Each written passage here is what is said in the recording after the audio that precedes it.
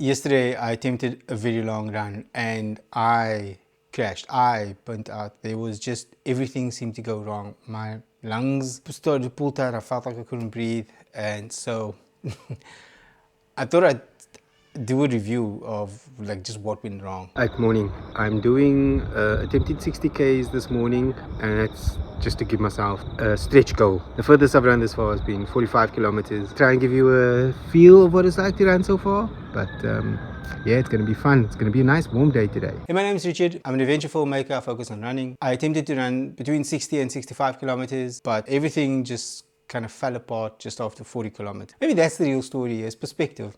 Like, I'm missing the perspective of, oh cool, you had a challenging 50-kilometer run, but you also just more than a year ago had a challenging 5-kilometer run. So in the world of perspectives and all of that stuff, like, get it together. Why did they fall apart?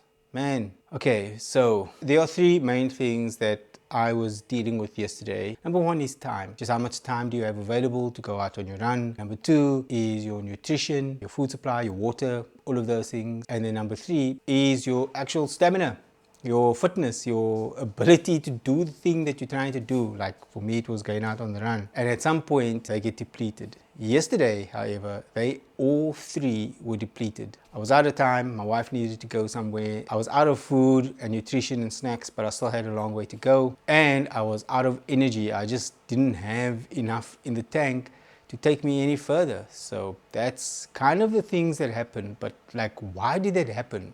Is the thing that I'm trying to do when I review any of the runs that I'm doing, because my goal is to run far. And if at these distances I'm struggling, I need to be able to take stock of what happened so that the next attempt hopefully has a better result. The failure is only a failure if you give up. But if you are able to take the lessons, then eventually you'll take the win. But if you don't take the lessons, then you're never going to take the win. That's what I'm trying to do here. I'm trying to take the lesson. I'm trying to take this. I mean, at the end of the day, I finished on 50 kilometers. The main thing was I ran out of time. I was at about 40 kilometers and I knew what the time was on the clock and the time my wife needed to leave. There was no possibility of me adding in the extra 20 kilometers. Alright, I just reached 40 kilometers, still 20 to go to hit my goal. I ran out of water a while back. I just needed to find somewhere to top up my water. I'm out of food, out of salts, out of snacks, out of everything. See how the rest of this run goes and see where we finish up. That was a big push on the psychology of my run, because I believe that you've got three levels of fitness. You've got your aerobic fitness, your ability to breathe. You've got your structural fitness, which is your strength in your body. And then you have your mental fitness, which is can you weather the storm? Can you push past the niggles of pain? Can you push past all the things going on in your head, the voices in your head telling you to quit, to give up, and rather go have an ice cream? Can you push past that? So that's the three levels of fitness that I believe we all go through and have to experience to up our game and to get onto better goals. So going through this run and sort of realizing that, look, I am out of time and I am already out of water and I was out of, so I'm depleted on all avenues here. It really worked against my psychological fitness to go further. Going beyond that though, I think where things fell down is because it was far warmer. I am a salty sweater, so I lose salt quicker, or I lose a lot of salt in the heat when I'm running. And so I didn't have enough electrolyte replacements, and I didn't get any along the way early enough so that I wouldn't deplete so quickly. So my hydration levels obviously dropped, and I can still feel that now because I feel very crusty, I feel overcooked. And so I think that's kind of where things started to go wrong for me. And then by the time I got to the beach, I'm looking at the time, my pace was really slower because my body wasn't able to push through the challenges of the heat and obviously lack of electrolyte. Then realizing the time I have left all kind of impacted on my decision to say, okay, cool, let's cut the route. Instead of taking the long route, which would give me more kilometers, I went the straight route, the shorter route, and ended up back home. I'm okay with that decision because I'm at a point where it's not necessarily about today. Like, I have to hit the goal today. Like, if I had run 60, I'd be ecstatic about that. Even having felt the way I did, I'd be ecstatic. I mean, just even starting my incline, heading back home, something happened I never experienced this before, but my lungs just felt like they They couldn't take in more air. Even though I tried to, some breathing exercises, try and expand the lung capacity, it just wasn't happening. Like, I couldn't breathe more. And when I tried to breathe deeper, my lungs would actually hurt. And just running normally, I started to develop a little bit of a pain. And so that was kind of never had happened to me before. And yeah, so I was a bit like, okay, I'm definitely finish my run. I just need to get home now. I would have been in trouble had I probably tried to push it a bit more. And I don't know why that happened. That is a new thing for me because this has never happened before. I don't know why I'm making this video. I am thinking of entering a 100k run. But now what's happened is because of yesterday, epic failure, I'm in like a bit of self-doubt here about my abilities and whether or not I can take that on. So I understand the psychology of pushing barriers, pushing your self-imposed barriers, pushing the limits that we create in our mind to get to a goal. So I get that, but just the physical strain that I experienced on this distance, I think the lesson here is listen to your body as always, sometimes quieting the voice in your head. I don't have any wise words here. I don't have any wise words.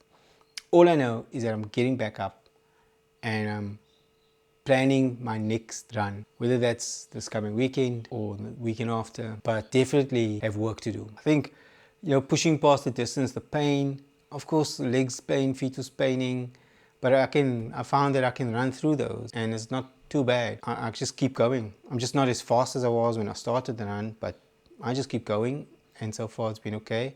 I mean, even yesterday, just finishing the run, and I was getting close to my house, I looked at the distance and it was like at 49 kilometers. I was like, oh goodness me, isn't this just classic? And I didn't want to be under 50 Ks. I wanted to be 50 and above.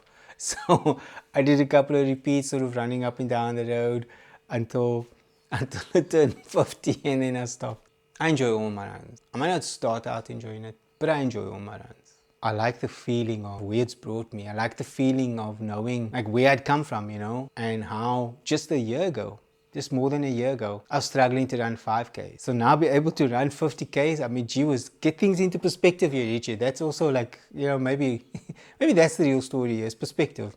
Like I'm missing the perspective of, oh cool, you had a challenging 50-kilometer run, but you also just more than a year ago had a challenging 5-kilometer run. So in the world of perspectives and all of that stuff, like get it together. Like you did well, you did okay, Richard. Like it's not all that bad to be able to now be hitting 50 kilometers, which just like in another couple of months, where are you going to be?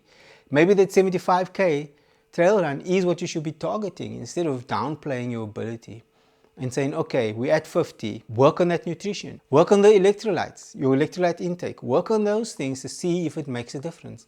Run that 50k again, run the same route again and see what's different. Go run next week, but change your thing that you made the biggest impact, which for me, I think was not having enough food electrolytes with me. So in all of my moaning and groaning now, I finally, it's, which is why I like doing these videos, because sometimes it's a conversation with, all the time, it's a conversation with myself.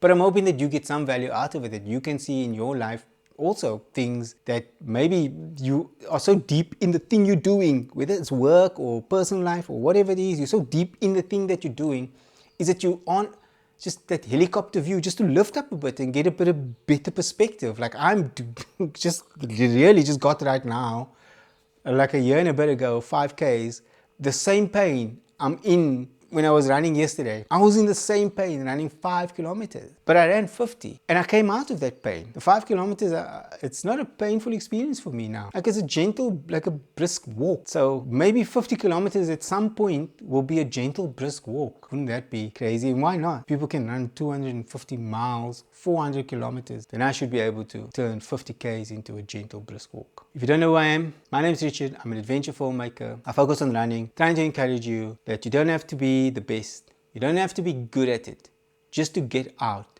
and do something for you. For me, it's made a world of difference, and I'm hoping that it will do the same thing for you. If you'd like to know more about me, you can go to my website. It's richardtalks.co and learn more about the things that I'm doing and look at some of my past experiences, whether it's my background as a programmer or as a data analyst.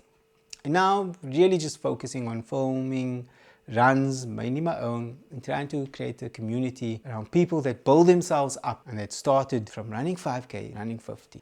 Right. I hope you enjoyed this. And if you feel inclined, please give this a like. My name's Richard, and this has been Richard Talks.